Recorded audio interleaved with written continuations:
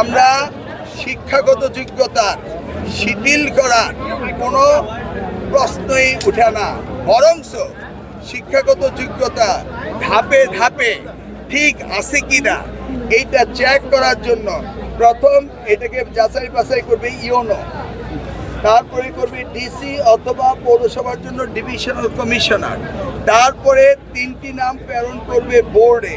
স্ব বোর্ড যাচাই বাছাই করে উপযুক্ত ব্যক্তি, শিক্ষিত, সমাজসেবী, শিক্ষা অনুরাগী যাচ্ছে কিনা সেইটা আমরা চিন্তা করছি।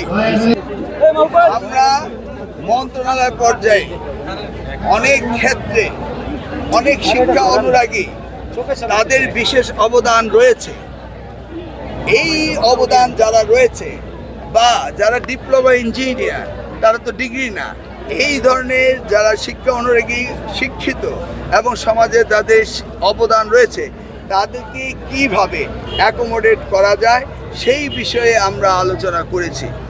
আলোচনার শেষে আমরা বলেছি যে এমপি এবং প্রধানমন্ত্রী পর্যায়ে আমরা আলোচনা করব, করে আমরা সিদ্ধান্ত নিব কিভাবে শিক্ষার মান উন্নয়ন এবং ম্যানেজমেন্ট কমিটির গুরুত্ব আরও বাড়ে। কোথাও বলা হয় নাই শিথিল করা হবে।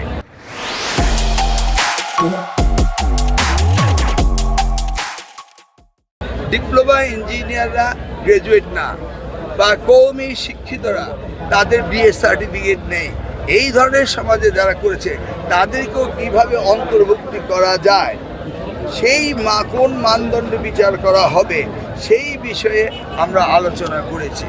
আলোচনা এখনও শেষ হয়নি। মাননীয় সংসদ সদস্যরাও এই বিষয়ে আমাদেরকে ইনপুট দিবেন।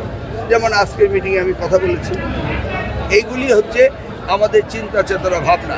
তবে নিশ্চিত যে কোনো অবস্থাতেই 3টি লেয়ার ভেদ করে কোনো কম শিক্ষিত বা শিক্ষার সাথে সংশ্লিষ্ট নেই বা শিক্ষা অনুরাগী না, তারা আমাদের 3 লেয়ার ভেদ করে কখনো আসতে পারবে না।